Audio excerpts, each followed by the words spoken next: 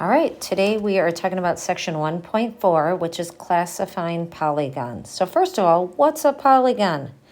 Well, polygon has segments for sides, so no curves, no circles. They have to have straight line segment sides.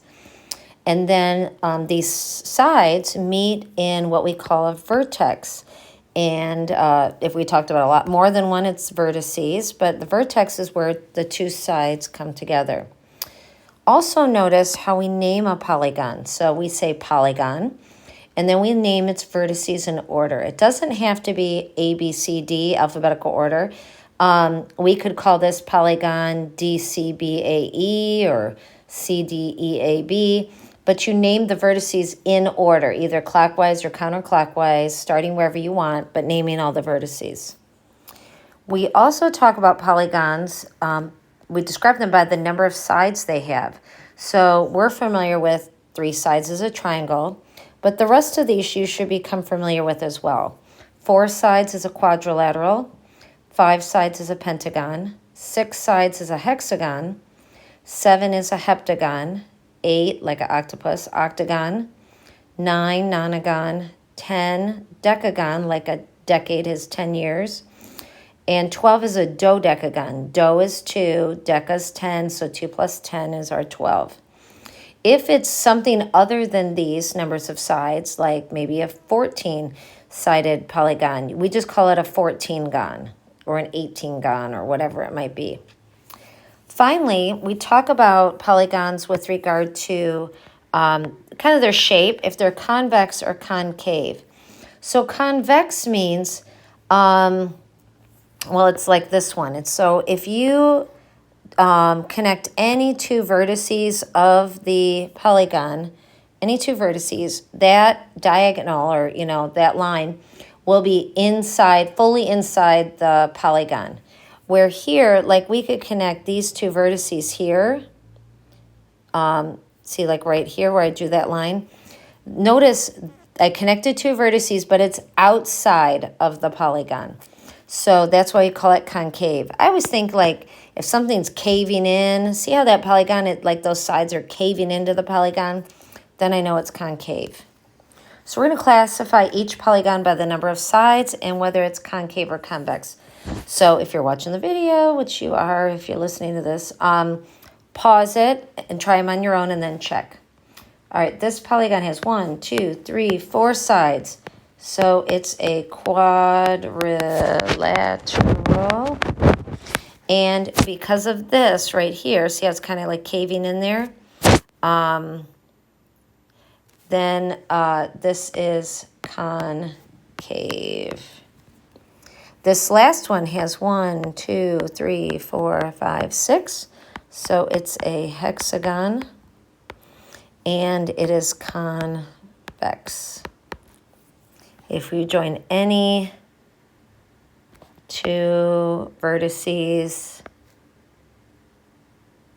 we could draw so many in here. It's always inside the polygon. Next, perimeter and area. Now, you're not getting any, like, super baby problems like what's the area of the square or the rectangle, but we're going to be plotting points. But let's go over it. First of all, perimeter means like a rim. We're going to add all the sides together. So whatever shape it is, the perimeter is always going to be adding all the sides together. But now for a triangle, the area is a little bit different. It's 1/2 base times height. And notice the base is down here. And even more important, notice the height is straight up from the base. Goes from the vertex straight down to the base at a 90-degree angle. So I'm going to just say height is always perpendicular to the base. In other words, it comes straight down and makes a 90-degree angle. Now, with triangles, that's one type of triangle, what we call an acute triangle. If you had a right triangle, that is, your triangle had a, oops, I don't know what happened there.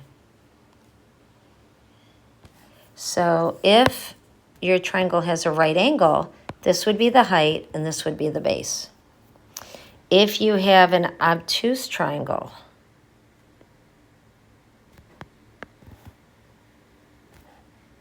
like this, then we would take out that base, we'd carry it out, and then this would be the height. The height would actually be outside the triangle, and then the base. Now, the rest of these, we could just really have one formula, and that is area is equal to base times height. Area is equal to base times height. Area is equal to, oh, it's right there, base times height. So triangle 1/2 base times height, square, rectangle, parallelogram, base times height. So since the square, the sides are the same, they say side times side. But it really is still base times height. They just are all the same. Rectangle, I don't know why they switched to length and width, but it is still base times height. We'll put the other words in there. And then the parallelogram, it is base times height. It's got like that slanty rectangle. Notice, though, the height is perpendicular to the base. It's not one of the sides of the parallelogram. All right, we are going to find the perimeter and area of this figure. Let's do the area first. That's the easiest. So we look at the figure. We can count.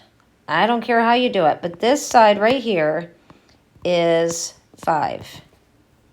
And this side over here is 6. So area is 1/2 base times height, or 15. Okay, so that's our area. But to do the perimeter, we need to know what that is. So remember, we can use our Pythagorean theorem. A squared plus b squared equals c squared.